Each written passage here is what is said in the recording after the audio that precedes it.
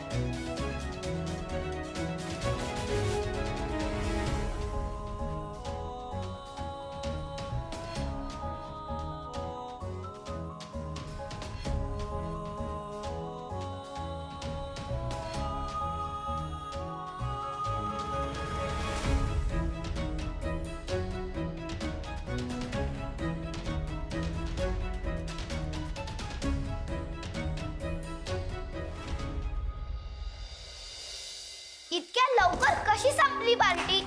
मी अभ्यास केला असता आली असते किंवा आल्यावर अभ्यास केला असता. इतक्या लवकर कशी झाली पार्टी? कसली डोंबल्याची पार्टी? झालीच नाही पार्टी, तमाशा झाला.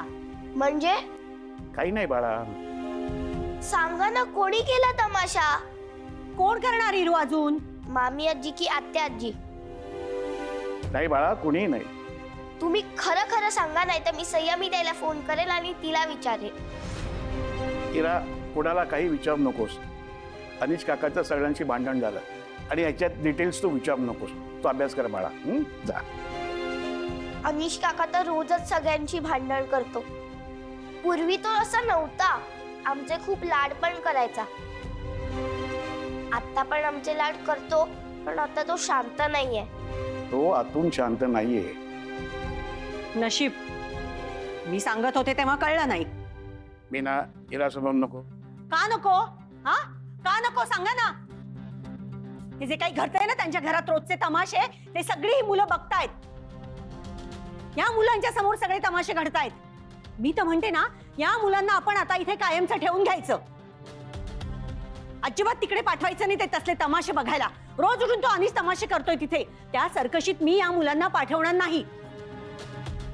ते काही नाही, मी अशोक भाऊजींना फोन करणार आहे आणि सांगणार आहे, या मुलांना आम्ही इथे कायमचं ठेवून घेतोय आणि संयमीलाही इथेच राहायला पाठवा कायमचं.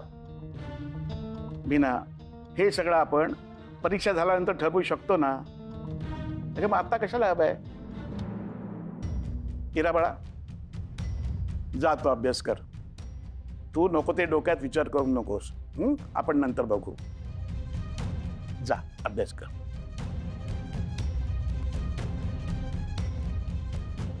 मीना, मला वाटतं आपण भैरवीला मदत करायला हवी.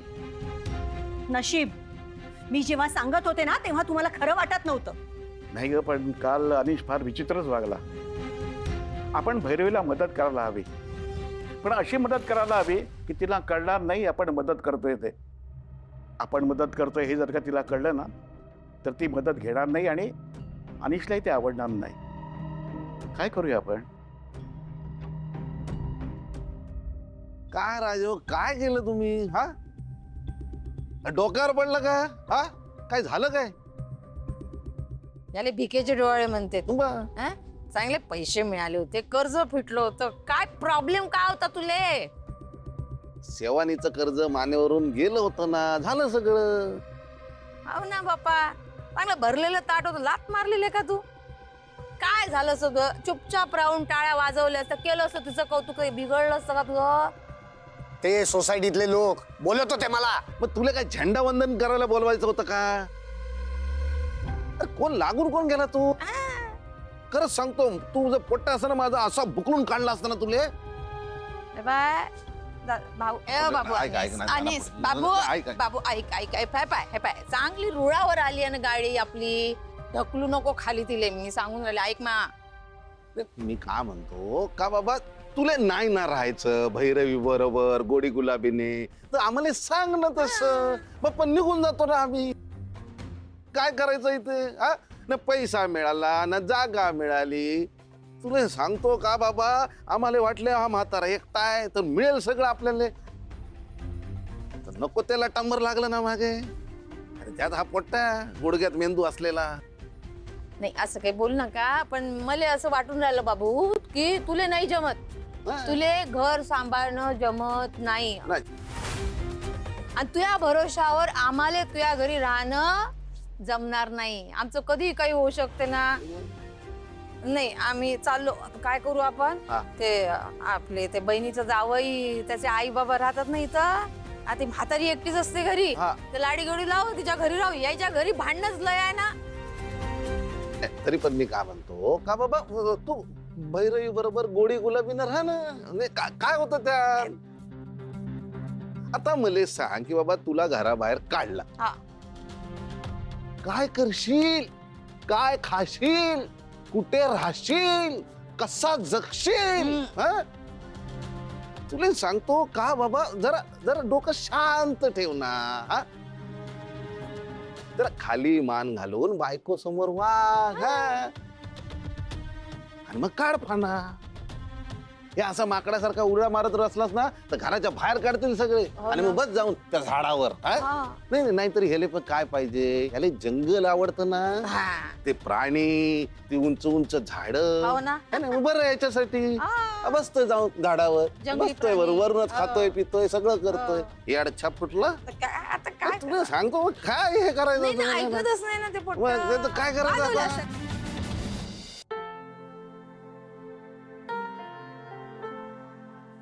दादा, अरे तू तू काय करतोस? ते मी करते ते. काय नाही ग, शेवटी आपला पसारा आपल्यालाच आवरावा लागतो. ते तू असू दे,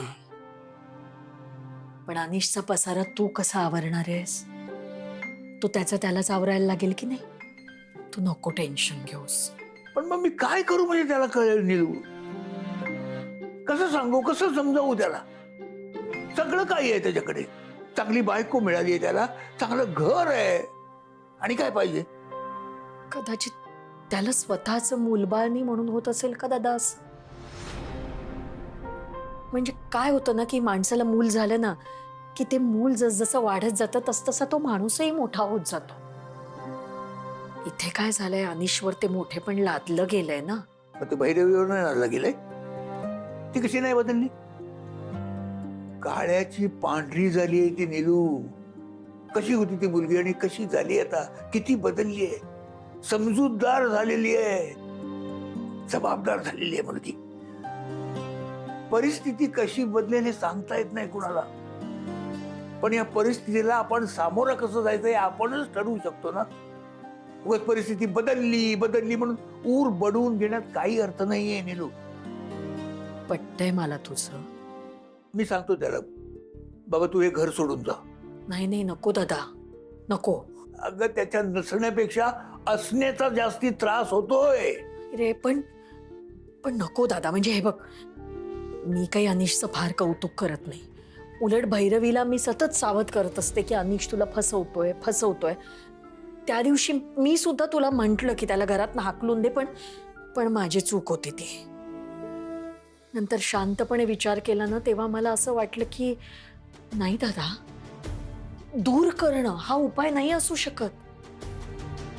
एकदा तो दूर गेला ना की अंतर वाढेल, आणि मग ते अंतर परत कधीच भरून येणार नाही. तो परत कधीच घरी येणार नाही.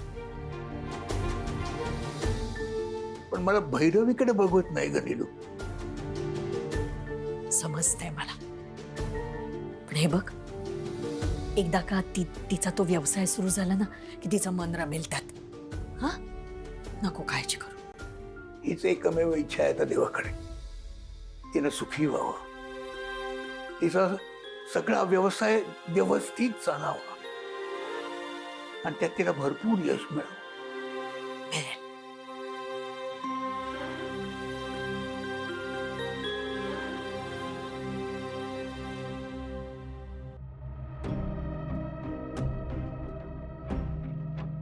खाली लोकांसमोर माझी बाजू घेताना लाज वाटली तुला? एक स्पर्धा जिंकली आहेस तू, एक. हा? काय मोठे झेंडे काढून आली नाही आहेस तू. रस्त्यावरचं काळ कुत्र ओळखत नाही तुला आणि मोठा बिझनेस करणार आहे म्हणे. बिझनेसचा बी तरी सुरू झालाय का? आणि ऍटिट्यूड बघा.